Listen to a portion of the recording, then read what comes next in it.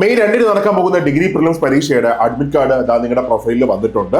അപ്പോൾ ഒന്ന് പോയി പ്രൊഫൈൽ ഒന്ന് ചെക്ക് ചെയ്ത് നോക്കാം. ഇനി പ്രൊഫൈലിൽ ചെക്ക് ചെയ്ത് നോക്കുമ്പോൾ എനിക്ക് അഡ്മിറ്റ് കാർഡ് വന്നിട്ടില്ലെങ്കിൽ, അങ്ങനെ ഒരു മെസ്സേജ് വന്നിട്ടില്ലെങ്കിൽ നിരാശപ്പെടേണ്ട, ജസ്റ്റ് ഒന്ന് സന്തോഷിച്ചോ. അങ്ങനെയാണെങ്കിൽ നിങ്ങളുടെ എക്സാം മെയ് 2 ഒന്നുകിൽ നിങ്ങളുടെ എക്സാം വരാൻ പോകുന്നത് മെയ് 16 അല്ലെങ്കിൽ ജൂൺ 6 ഓക്കെ.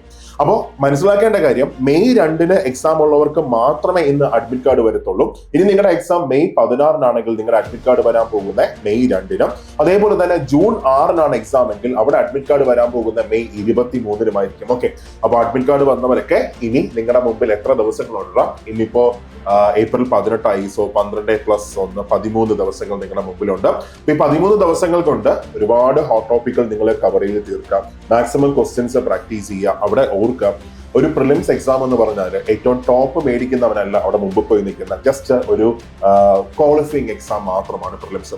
ഇതുവരെയുള്ള ഡിഗ്രി പ്രിലിംസ് മൊത്തം നോക്കുകയാണെങ്കിൽ 55 മാർക്കിലധികം കട്ട് ഓഫ് ഒന്നും വന്നിട്ടില്ല. അപ്പോൾ PSC നോക്കുന്ന എന്താണ്, ഒരു ചുരുങ്ങിയ സമയം കൊണ്ട്, ഏറ്റവും ചുരുങ്ങിയ സമയം കൊണ്ട് ഇത്രയും നല്ല ക്വസ്റ്റ്യൻസിനെ എങ്ങനെ എഫക്റ്റീവായിട്ട് നേരിടുന്നു, ടെൻഷൻ ഇല്ലാതെ, സ്ട്രെസ് ഒന്നും ഇല്ലാതെ അവർക്ക് എത്രത്തോളം ക്വസ്റ്റ്യൻസ് അറ്റൻഡ് ചെയ്യാൻ പറ്റുന്നു, അത് മാത്രമേ PSC നോക്കത്തുള്ളൂ. അപ്പോൾ അവിടെ ഒരുപാട് ടെൻഷൻ ഒന്നും അടിക്കേണ്ട. മാത്സ്, ഇംഗ്ലീഷ്, മലയാളം നന്നായിട്ട് പഠിക്കാം.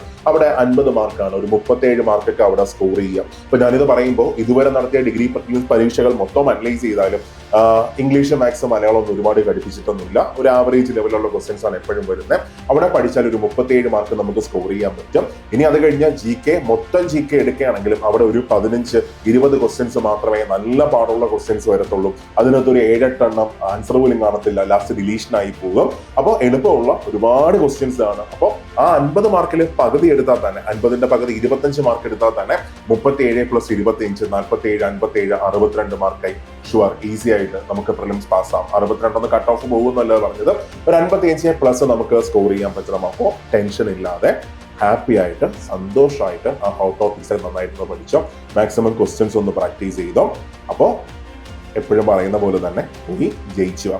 ഇനി നിങ്ങൾക്ക് അവസാനം ഒരു റിവിഷൻ അടിപൊളിയായിട്ട് വേണം, ഒരുപാട് ക്വസ്റ്റ്യൻസ് പ്രാക്ടീസ് ചെയ്യണം. അങ്ങനെയാണെങ്കിൽ സൂപ്പർ നോട്ട്സിന്റെ ഡിഗ്രി പ്രിലിംസ് ക്രാഷ് ബാച്ചിൽ ജോയിൻ ചെയ്തോ. 1499 രൂപ മാത്രമേ ഉള്ളൂ. മാത്രമല്ല അത് നിങ്ങൾ പർച്ചേസ് ചെയ്യുമ്പോൾ ഒരു 999 രൂപയുടെ ടെസ്റ്റ് പാക്ക് നിങ്ങൾക്ക് ഫ്രീ ആയിട്ട് കിട്ടും. ഓക്കെ. അപ്പൊ അവസാന 13 ദിവസം ഏറ്റവും അധികം മിന്നിക്കാം. ഓക്കെ. ഇനി എന്തുകൊണ്ട് സൂപ്പർ നോട്ട്സിനെ ചൂസ് ചെയ്യണം? ഇപ്പൊ കഴിഞ്ഞ സെക്രട്ടറി ടെസ്റ്റിന്റെ റാങ്ക് ലിസ്റ്റ് എന്ന് എടുത്തു നോക്കുക. അതിനകത്ത് കേരളത്തിൽ ഏറ്റവും അധികം റിസൾട്ട് ഉള്ളത്, ഏറ്റവും അധികം കുട്ടികൾ ഉള്ളത് സൂപ്പർ നോട്ട്സിന്റെ പിള്ളേരാണ്. 150-ലധികം കുട്ടികളാണ് സൂപ്പർ നോട്ട്സിന്റെ ആ റാങ്ക് ലിസ്റ്റിനകത്ത് മിന്നിച്ചേക്കുന്നത്. അപ്പോൾ ഇത്രയും റിസൾട്ട് ഉള്ള മറ്റൊരു സ്ഥാപനം കേരളത്തിലില്ല. ഇനി അതിൽ ഏറ്റവും വലിയ സന്തോഷം എന്താണെന്നറിയാം, ഞങ്ങൾ തുടങ്ങിയ സമയത്താണ് സെക്രട്ടറി ടെസ്റ്റിന് നോട്ടിഫിക്കേഷൻ വന്നത്. അപ്പോൾ ഞങ്ങളിൽ നിന്ന് ആകെ 500 കുട്ടികളാണ് എക്സാം എഴുതാൻ പോയി. ആ 500 കുട്ടികളിൽ നിന്ന് ഈ 180 ഞങ്ങളുടെ റിസൾട്ട്.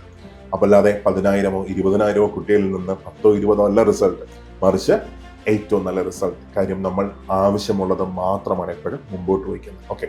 അപ്പോൾ അവസാന റൗണ്ട് നമുക്ക് മിന്നിക്കാം. നന്നായിട്ട് പഠിച്ചോ. നിങ്ങളുടെ എഫേർട്ടിന്റെ പകുതി എടുക്കാനായിട്ട് ഞങ്ങൾ നിങ്ങളുടെ കൂടെയുണ്ട്. വീണ്ടും ഒരിക്കൽ കൂടെ മെയ് 2 പോയി ജയിച്ചോ.